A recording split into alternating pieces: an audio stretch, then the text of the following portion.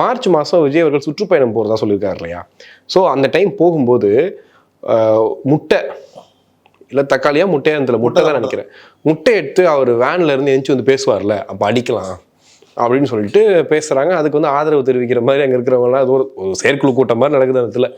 சொல்கிறாங்க, சொன்ன உடனே ஒரு முட்டை எவ்வளோ 6,000 ரூபாய் வருமா, 7 ரூபாய் வரும், பிரச்சனையை முடிச்சிடலாம் அப்படின்ற மாதிரிலாம் பேசினாங்க. எனக்கு ஃபஸ்ட்டு இந்த வீடியோ மேலே நம்பிக்கை இல்லை. ஆக்சுவலாக இந்த ட்விட்டர் ஸ்பேஸில் பேசினவங்க மேலே நம்பிக்கை இல்லை. அதாவது ஒரு விஜய் அப்படிங்கிறது சாதாரண விஷயம் கிடையாது. அது ஒரு பெரிய ஒரு பிராண்டாக உருவாயிருக்கு. இன்றைக்கி தாவேக்கா அப்படின்ற ஒரு கட்சியை ஒன்மன் ஆர்மியாக ஒருத்தர் வந்து ரூல் பண்ணி போயிட்டுருக்காரு. அவர் மேலே ஒருத்தன் வந்து முட்டை அடிச்சிருவேன் அப்படிங்கிறதுலாம் ஒரு பெரிய இதாக இருக்குது. இன்னொரு விஷயம் என்னென்னா, அப்படி தான் அவர் மேலே தாக்குதல் நடத்தணும் அப்படின்னா ஏகப்பட்ட விஷயம் இருக்குது. எத்தனையோ விஷயங்களில் நீங்கள் அட்டாக் பண்ணலாம். அவ்வளோ கூட்டம் கூடிச்சு அன்றைக்கி பரந்தூரில். அதில் கூட்டமாக போயிட்டு நீங்கள் ஏதோ ஒரு தவறான ஒரு கமெண்ட் கொடுத்தா கூட அங்கே இருக்கிற மீடியா அதை எவ்வளோ ஊதி பெருசாகியிருப்பாங்கன்னு தெரியும். அந்த மாதிரி கூட அவரை போய் அட்டாக் பண்ணி ஏதாவது பேசிடலாம், பண்ணிடலாம்.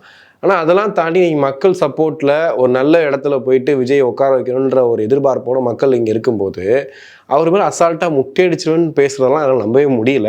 பட் அதை தாண்டி வந்து இதை பேசியிருக்காங்க, இதெல்லாம் நடக்குதுன்னும் போது கண்டிப்பாக தாவேகா சைட்லேருந்து கொஞ்சம் கேர்ஃபுல்லாக இருக்கணும்னு தான் நினைக்கிறேன். ஏன்னா ஒருவேளை இது யார் பண்ணாங்க, இது எந்த கட்சி சார்தாக பண்ணாங்கன்ற மாதிரிலாம் நமக்கு எதுவும் தெரியல.